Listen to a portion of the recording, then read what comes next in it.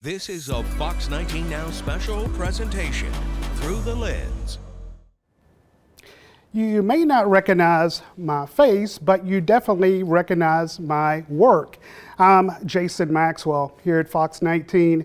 Let's take you through some different stories for the next 30 minutes through the tri-states. First of all, let's go to Winton Woods, and we're going to interview a 8th grade football player. Her name is Strawberry. She made a big impact on her football team.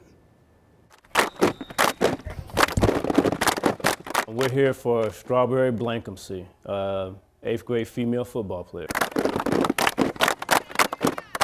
I've known Strawberry since 7th grade. There was rumors spreading around when she was in 7th grade, and when she came to 8th grade, she was going to play football.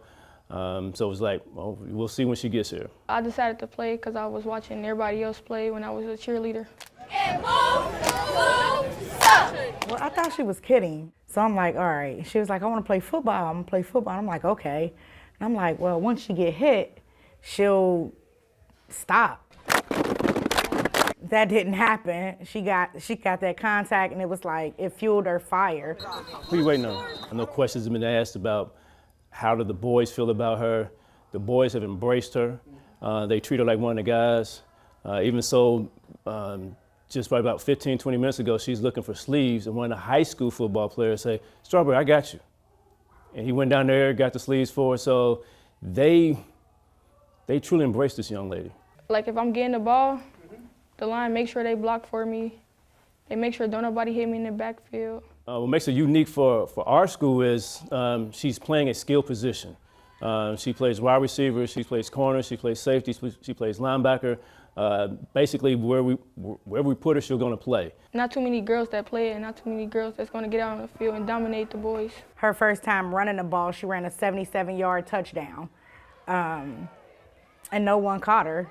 Like, she was just from one side of the field to the other, all the way to the end zone, and it was like, it was amazing. The parents on the sidelines like, go boy, and I'm like, hey, that's not a boy, that's a girl. Here is a female athlete playing football, right out there in the midst of things.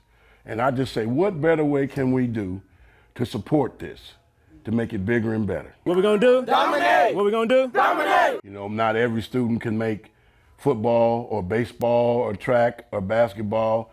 They can make it in the band, they can make it in theater, whatever it is. We're gonna give them 1,000% and then some more. So we got green one to toss, but they chose to defer. What I like about her is she's humble. She also stated that she wants to be an engineer. So she'll go to college to major in engineering, but her dream is definitely to go to the WNBA. I'm very proud. It helps me to know and understand that she's not afraid of the world. There's many things going out here in the world, and she's definitely gonna go out there and handle her business and stay positive, so I like that aspect of it. That's definitely right. Guys, let's take you across the river to the Behringer Crawford Museum. It has an exhibit designed for football fans. It showcases some of the biggest moments in Cincinnati Bengals history.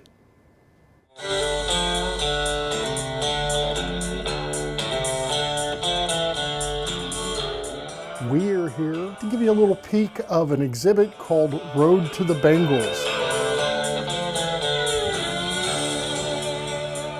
It's an exhibit that really explores not only the early history of professional football in our region, but also Paul Brown, his history, and how we actually got the team that we know and love, the Cincinnati Bengals that exist today.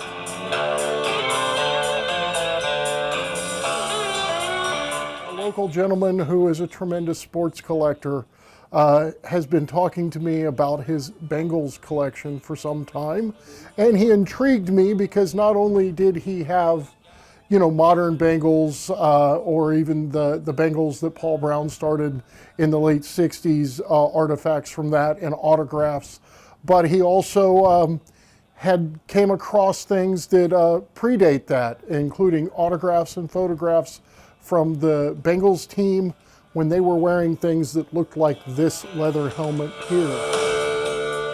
One of the things that I love in this exhibit, we have two board games that are Paul Brown football board games. And one of them in the Paul Brown case is actually got autographs. And we believe that these games were sold probably at the Cleveland Browns stadium in the late 40s. And there's so many things here that you are probably not ever going to see anywhere else. These may be the only examples of these artifacts, of this memorabilia. This collection is pretty special. Barringer Crawford Museum is open Tuesday through Sunday, 10 to 5 Tuesday through Saturday, and 1 to 5 on Sunday. But all of that information can easily be found on our website, bcmuseum.org. Smoke on the river, thunder in the sky, beer in the jungle, and fire in their eyes.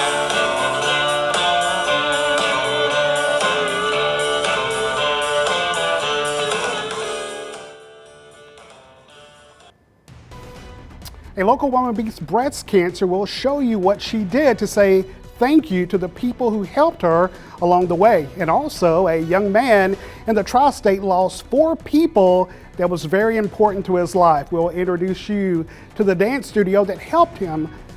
And also, a local couple hit a big milestone, what they did to celebrate their 70th wedding anniversary. That's coming up next.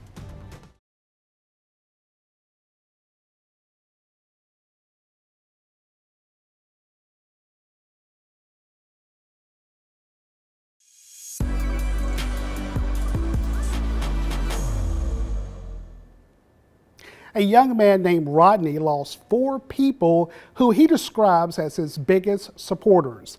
This year, a local dance team took him in and helped support him during his difficult times. 2, 3, 4, 5, 6, 7, and 8. Seriously Redefined dance team, and it's pretty much a majorette youth competitive dance team. We pride ourselves on mentorship through the art of dance. Go again, y'all can go a little bit harder than that. Stay clean. We treat all our kids as if they were our own kids. Whatever mistake you know you made, adjust and fix it. Another thing that makes us unique is we accept all dancers. 1, 2, 3, 4, 5. We take dancers as they are and we train them up. Hey, now turn and hit and up. His name is Rodney. You know, I never knew his story, never knew what was pulling him or calling him here. But when he got here, we did find out that he lost his mom. I went through so much traumatic stuff. I would say a year after him being here, he lost his grandfather. I lost my mother, I lost my grandmother, I lost my grandpa, I lost my cousin. I really feel like this is a safe space for him. Those are the 4 main people in my life that really supported me with everything that I did. I saw that child break. My attitude would change. I would have bad attitudes. I would get in trouble at school. I would fight, and that was not me. I think our team, FRDT, got him through that. Because before my mother and them passed, I was just a sweet, loving boy that everybody wanted to be around. After that happened, I seen myself change. So I said, my mom would not like this at all. My grandma, my grandpa, they would be very disappointed in me.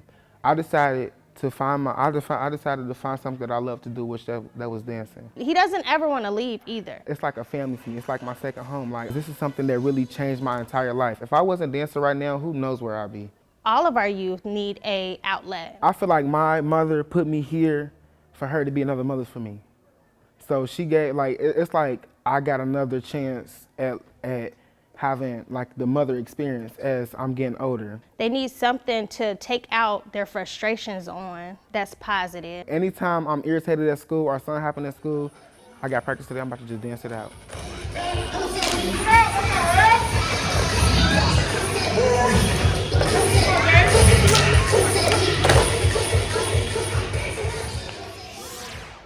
Yeah. Guys, you know, breast cancer is very scary. But for one local breast cancer survivor, 2024, it's a special year. She made that by giving back to people who helped her on the road to recovery. It was a big year in my children's lives. I have 4 children. And so when they told me this, my son had just graduated high school. We were getting ready to have a graduation party. He was going off to his dream college. Pulse on the ball. It's 1, 2, 3, 4, 5. My daughter was going to start her senior year of high school and all that pomp and circumstance. My twins were starting their freshman year of high school. So it was kind of like, okay, tell me what I need to do because my kids all have a big year this year. We're going to exhale and press away. In July 2010, I was diagnosed with triple-negative breast cancer. Surgery, double mastectomy in July. Chemo started in August.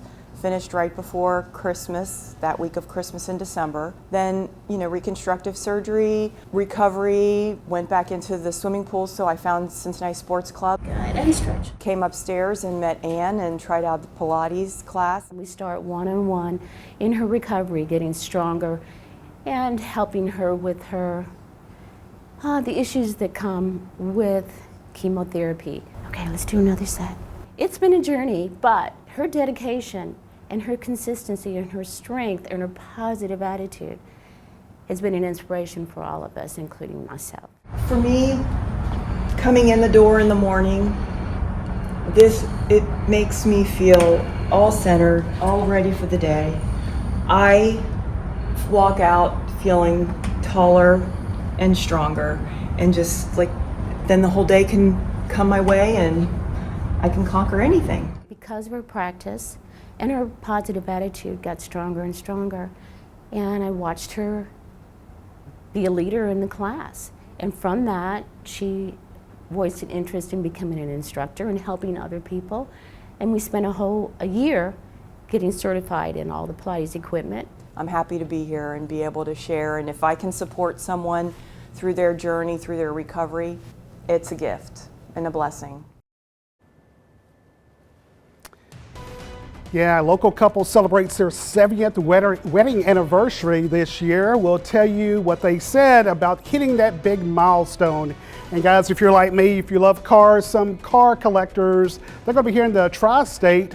We'll tell you about that coming up. And also how one local veteran played a role in testing the atomic bomb. His story is coming up after the break.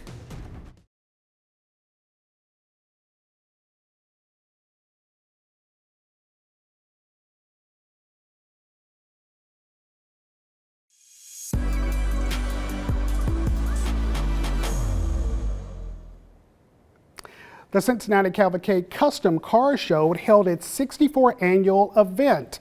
Visitors got to see hundreds of cool cars from the tri-state. Check this out. I feel tears welling up, cooling deep inside like my heart's been a big break. And a stab of loneliness, sharp and painful that I may never shake. You might say that I was taking it hard since you wrote me off of the call. But don't you wager that I'll hide in sorrow when I may lay right down and fall. Now the race is on and here comes pride in the backstretch. Heartaches going to the inside. My tears are holding back there and I'm trying not to fall. Welcome to the 64th annual O'Reilly Auto Parts Cavalcade of Customs. We have approx 450 vehicles on our show floor. We have an FMX motorcycle stunt show happening all weekend long. The stars of the show, the Batmobiles. For the first time ever, these 5 cars are together. This never happened before, and this is the kickoff. We have them at 8 shows this winter, and this is the very first time. So this is a big deal for us.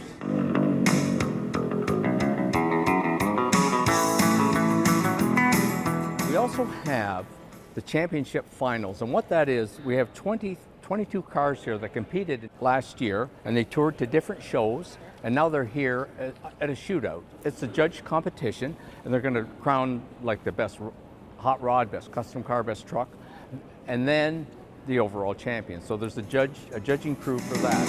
One day I ventured in love, never once suspecting what the final result would be. Well, when we're judging a vehicle, we look at the changes that have been made to it, degree of difficulty, fit and finish. That's what we're doing right now. They want to see how this vehicle fits, and we're going to have them close it up, and we're going to check gaps and how all the body panels fit together. And then our degree of difficulty is how hard were these changes to make and how well were they executed. Being here at the show, it's wonderful. We're at the championship finals, so we've been working all year for this, so we're just super grateful to be here. Trying to get it ready for the judges and try to make it as perfect as possible. So you work hard to get here, but you get here, there's always little fine details, trying to make it the best you can. Whether you're a car person or not, This is rolling automotive art. When you come in and look at these and these beautiful displays and all these cars, and it is, and whether you're interested or not, you just say, wow, this is really nice. Race is on and it looks like heartaches, and the winner loses all. Yeah, the 2025 event is scheduled for January the 10th through the 12th, while the car show turns 64 this year. Now, a local couple celebrates 70 years of marriage back in September. Hear how they celebrate the milestone. We're celebrating 70 years of marriage. There we are. That's a good one. That's an incredible milestone. I Googled to see what percentage of marriages celebrate 70 years. It's less than 0.1% of marriages celebrate 70 years. We grew up in Newport. She was a freshman in high school and I was a senior, and we were just friends then. We'd say hey, and we went to church together, and we went to Sunday school together, and we used to count Sunday school attendance and money together. And she had people she went with, and I did too. But we just sat side by side counting the money all the time. And one Sunday I said, would you like to go to the show with me tonight? And that started it. And I didn't think she'd say yes, but she did. Well, I had broke up with another boy, so I didn't have much else to do. I thought it wasn't too bad of a deal. It's interesting that for a lot of couples, 50 years is like the milestone. They've gone 20 years beyond that. It's different, and it's a long road. You have to, it's give and take. You give a lot and you take a lot. But you have to learn to face it together. Never go to bed mad, because you never know if you're going to wake up or not. You know, 5 years from now, we're going to be celebrating 75. I hope that's the case. Tell him about not getting married till you were 19. My mother wouldn't sign permission for me to get married, and she said, you've got to be at least 19. And so on September the 11th is my birthday. So I was 19 on that in 1954 and got married on 9/18, a week later. So I had turned 19. She said, that's cutting it kind of close, but I said, you said I had to be 19. So I made it. What a sweet couple right there. You know, guys, a local veteran joined the Air Force in the 1950s, how his journey led him to collect samples from the atomic bomb. And a local school launches a new program to create the next generation of journalists. A behind-the-scenes look at one of their broadcast.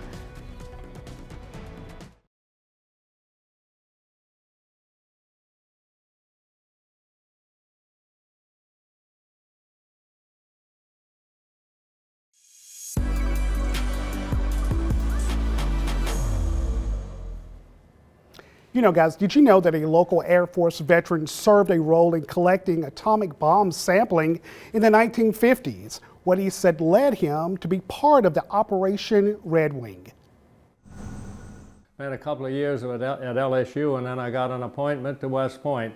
And so I entered the class in 1951, and I graduated with that class in 1951 and was commissioned directly into the Air Force because the brand new Air Force needed pilots, and so if you were going to flying school, you were allowed to go directly into the Air Force out of West Point instead of into the Army. Completion of my first 6 months in flying school, I had met a nice young lady and I got married, and so I took her out to Lubbock, Texas to advanced flying school at Reese Air Force Base in Lubbock, Texas.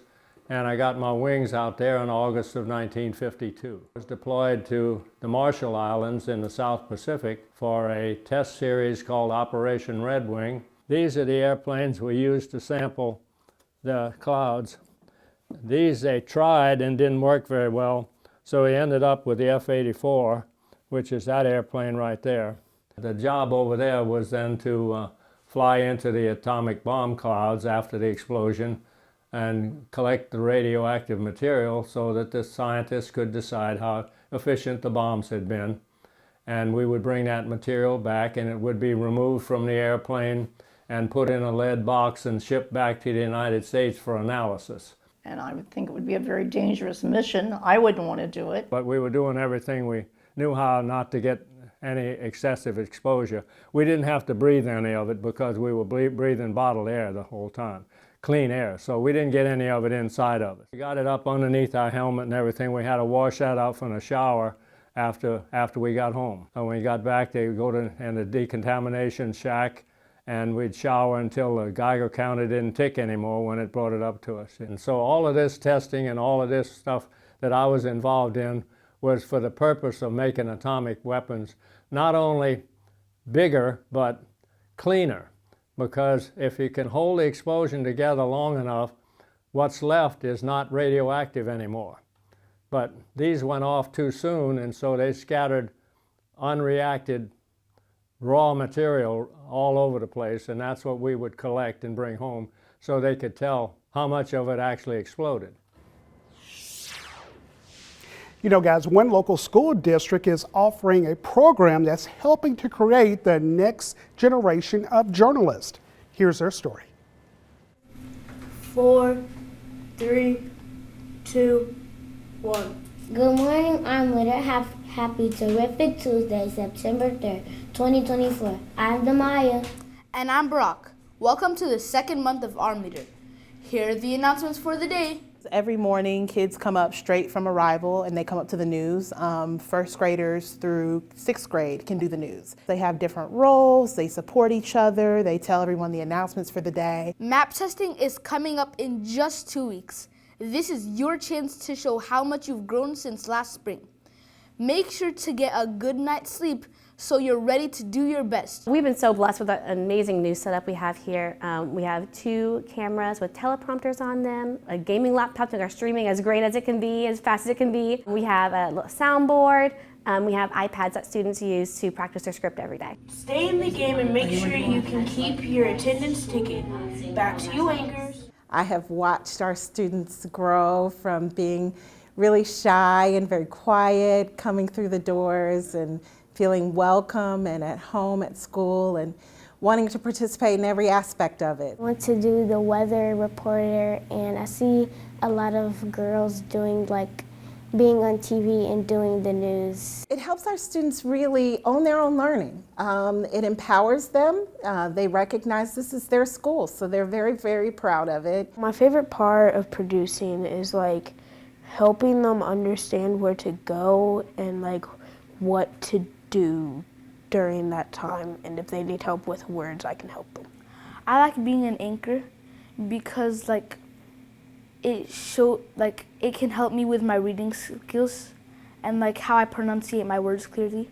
And I love how our news team engages our families. So it allows the families to not only watch it live, but to also watch it later on in the course of the day or to share with other family members. Yeah, guys, those were just some of the best stories here in the Tri-State. I'm Jason Maxwell. Thanks for watching.